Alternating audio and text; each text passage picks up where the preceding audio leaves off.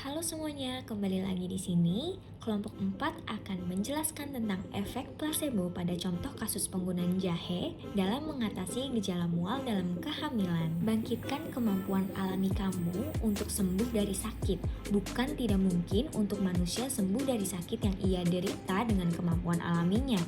Ini bukan tentang kesakitan ataupun keajaiban, karena memang banyak contoh kasus pasien dengan penyakit yang sama, waktu yang sama, perawatan dan pengobatan yang sama, akan tetapi proses sembuhnya bisa berbeda.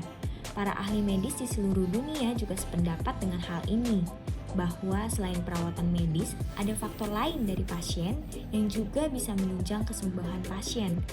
Fakta apakah itu? Pikiran.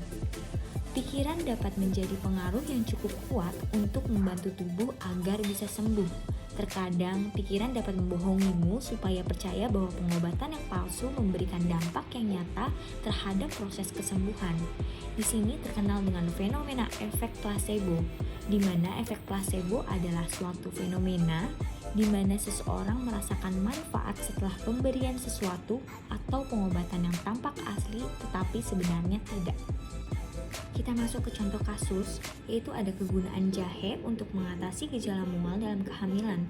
Di sini yang pertama ada obat piridoksin atau vitamin B6, di mana penelitian ini menunjukkan bahwa terapi dengan vitamin B6 secara oral dosis 25 mg per 8 jam lebih efektif mengurangi mual muntah dalam kehamilan dibandingkan obat placebo. Serta yang kedua ada antihistamin.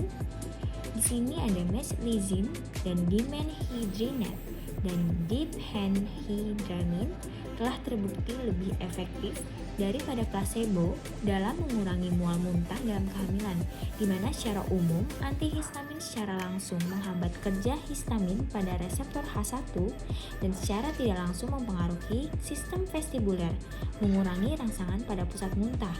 Dan yang ketiga di sini ada obat motilitas, di mana metoclopramide bekerja dengan meningkatkan tekanan pada sphincter esofagus bagian bawah dengan mempercepat pergerakan makanan pada sistem pencernaan.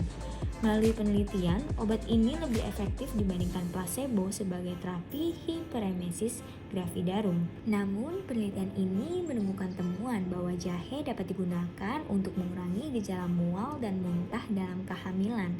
Selain itu, berdasarkan kepustakaan yang telah diperoleh, dapat disimpulkan bahwa penggunaan jahe yang aman dan efektif untuk mengatasi mual dan muntah dalam kehamilan adalah 1 gram per hari, serta bentuk sediaan yang dapat digunakan bervariasi tergantung keinginan dan kondisi ibu hamil. Walaupun mekanisme jahe dalam mengurangi mual dan muntah dalam kehamilan belum begitu jelas, tetapi apabila dibandingkan dengan metoclopramide, jahe sepertinya mempunyai keunggulan dalam mekanisme kerjanya, terutama dalam hal sistem yang dipengaruhinya. Metoclopramide hanya bekerja dengan cara meningkatkan tekanan pada sphincter esofagus bagian bawah dan mempercepat pergerakan makanan pada sistem pencernaan. Sedangkan jahe selain mempercepat transport gastrointestinal juga bekerja pada susunan saraf pusat dan sebagai antiinflamasi untuk infeksi H. pylori, sehingga gejala muntah dan mual pada kasus-kasus di luar kehamilan pun dapat dikurangi dengan pemberian jahe. Kesimpulannya, efek placebo dapat bekerja efektif tergantung kepercayaan orang masing-masing.